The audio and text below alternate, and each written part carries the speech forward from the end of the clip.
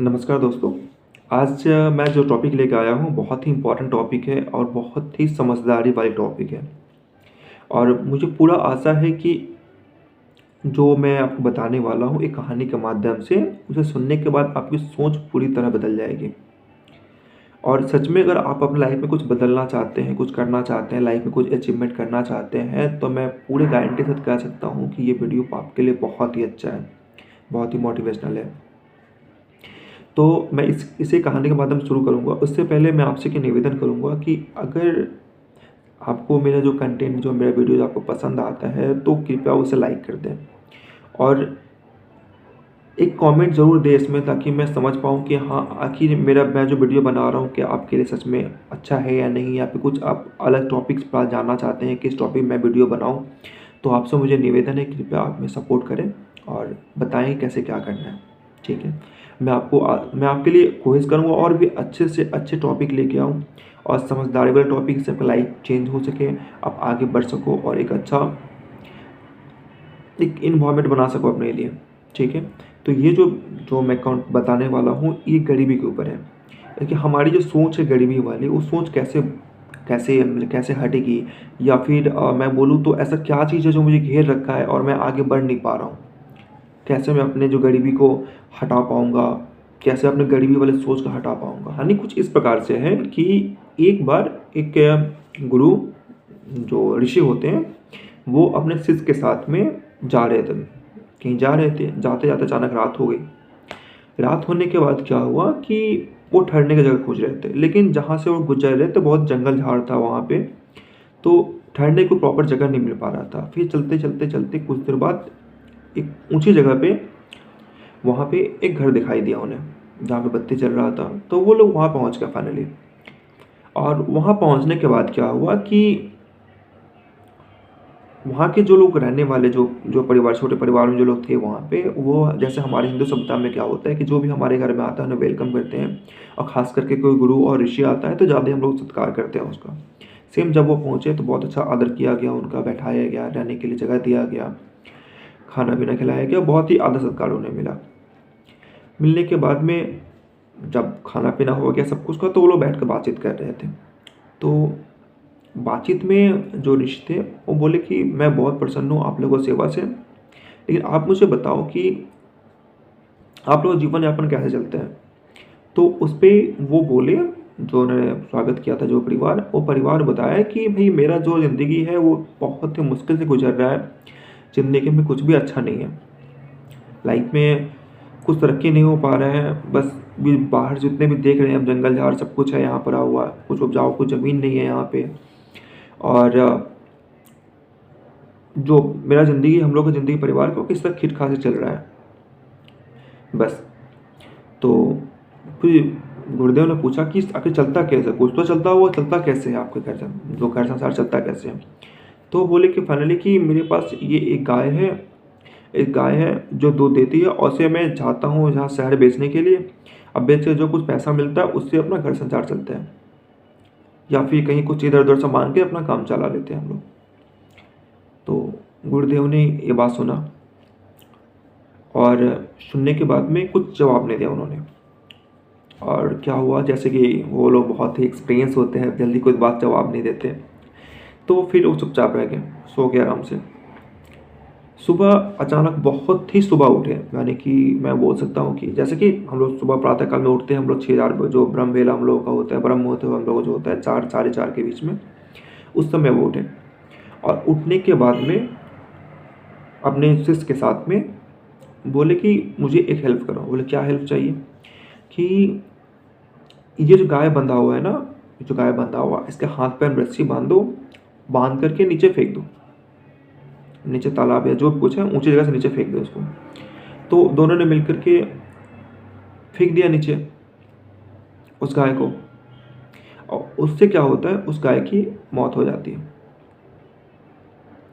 तो फिर वो जो शिष्य था उसके दिमाग में ये बात खटका, आपके दिमाग में ये बात खटका होगा कि जो इतना सेवा सत्कार किया, सब कुछ किया, और फाइनली होता क्या है, एंड ऑफ द डे, तो फाइनली होता क्या है, माफ़ करना, जो एंड ऑफ द स्टोरी कि अब ऋषि अब मेरे घर पे आया, मैंने उसका सत्कार किया और बदले में क्या मिला, ऋषि ने वापस से ही जो मेरा सोर्स था उसे ही मार दिया। तो शिष्य को भी बहुत आश्चर्य लगा और आपको भी ऐसा 100% लगा होगा, मुझे भी लगा था जब मैंने इस कहानी सुना था ये तब। और ये सवाल करने के बाद भी ऋषि ने कुछ जवाब नहीं दिया, सेम बस मौन व्रत जैसा चुपचाप थे, चले गए। फिर दोनों चले गए वहाँ से और ऐसा होते हुए लगभग बहुत साल गुजर गया। जवाब आपको मिलेगा अच्छी तरह से आपको, लेकिन जब दोनों वहाँ चले गए, जाने के बाद क्या हुआ कि बहुत साल गुजरने के बाद वो वापस फिर से वापस आ रहे थे। जब वो वापस आ रहे थे तो अचानक शिष्य ने बोला कि गुरुदेव जी ये वही रास्ता है जहाँ पे हम लोग जहाँ से बड़ा गुजरे हुए थे और आपने ये कांड किया था। तो उस पर गुरु ने बोले, गुरुदेव बोले ठीक है चलो, तो तुमको जवाब चाहिए था उस समय जो आप तुमने सवाल किया था कि ऐसा क्यों हुआ था। बोला हाँ जी बिल्कुल चाहिए, तो चलो उससे मिल के आते हैं, देखते हैं क्या हालत में है वो लोग। जब वो लोग जा रहे थे वहाँ से, जब गुजर रहे थे, देखा जब याद है कि जब मैंने स्टोरी स्टार्ट किया था तो उसमें बताया था जिस जंगल से वो गुजर रहे थे, तो जो झाड़ी और जंगल से वो गुजर रहे थे, तो गुजरते समय जो रास्ता था अब वो रास्ता वैसा नहीं रहा, बहुत ही क्लीन हो चुका था रास्ता। और उस जगह पे देख रहे थे वो कि बहुत खेती बाड़ी हो रहा है, बहुत लोग काम कर रहे हैं वहाँ पे। और ऐसा करते करते करते लेकिन वो उसी रास्ते से पहुँचे वहाँ पे, वो उसी जगह पे जहाँ पे मेरा घर था, उस परिवार का घर था। वहाँ देखा तो अब घर बदल करके काफ़ी अच्छा आलीशान घर बन चुका है अब।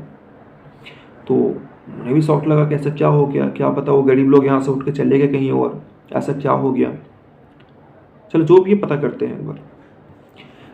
जैसे ही वो वहाँ पहुँचे, मतलब कि जैसे वो उस घर पे पहुँचे, तो वो जो परिवार के जो मुखिया थे, जो सदस्य थे, वो तुरंत उनके चरणों पे गिर गए कि प्रभु आपके जो पैर मेरे घर पे पड़े, प्रभु आपके जो पैर मेरे घर पे पड़े, मेरा तो ज़िंदगी संवर गया और हम लोग देखिए आज कहाँ से कहाँ पहुँच गए। तो इस पे जो शिष्य था उसका दिमाग चकरा गया, इवन मेरा भी दिमाग चकरा गया और आपका भी दिमाग चकरा गया होगा कि ऐसा कैसे।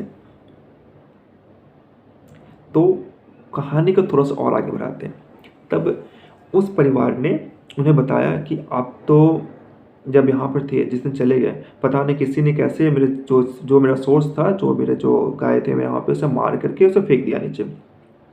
ठीक है, वो तो मर गए, तो मेरे पास अब कुछ खाने पीने के लिए था नहीं, तो मैं आगे करता तो क्या करता। फाइनली इसके लिए हम लोग यहाँ से बाहर निकले, कुछ काम धाम किया, कुछ पैसा मिला, उससे कुछ खेती बाड़ी की।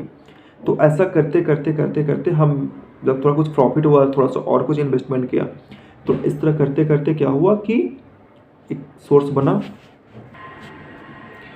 बना और मैं इस लेवल पे पहुंच चुका हूं मैं, ताकि अपने परिवार को मैं अच्छे से चला सकता हूं और गरीबी लगभग दूर हो गई। इसमें एक बात और मैं बताऊंगा कि एक कहानी है, बहुत ही मोटिवेशनल कहानी है, इससे अब समझाने के लिए बताया गया। इसमें उस ऋषि ने गाय को फेंका, ये एक काल्पनिक चीज़ है, ये एक काल्पनिक चीज़ है, क्योंकि हमारे हिंदू धर्म में गौ हत्या बिल्कुल ही मना है, मतलब कि ऐसा नहीं होता। ठीक है, तो एक कहानी का माध्यम समझाने के लिए मैंने ऐसा बताया।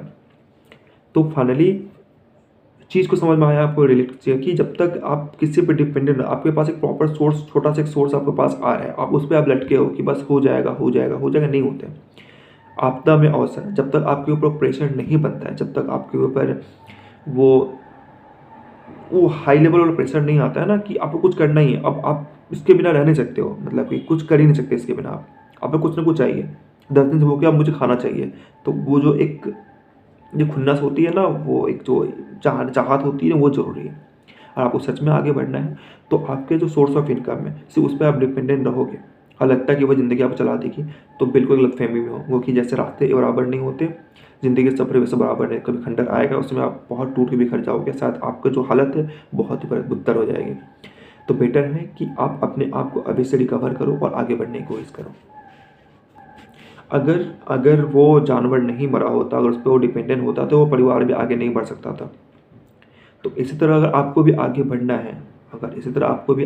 है, तो आपके जो सोर्स है उसे ख़त्म मत करो, सोर्स रखो, उसके बेस पे आप आगे बढ़ो। तो मेरी कहानी कहने का मतलब यही है कि गरीबी दूर करना है तो गरीब सोच को हटाओ, अपना एक वीक पॉइंट को हटाओ जिस पे आप बंधे हुए हो और फिर आगे नहीं बढ़ना चाहता। मैं आपको अच्छे से और भी टॉपिक लेके आऊँगा, कैसे आगे बढ़ना चाहिए, क्या करना चाहिए। आशा करता हूँ आप मेरे वीडियो को जरूर लाइक करोगे। जय हिंद, जय भारत, जय श्री राम।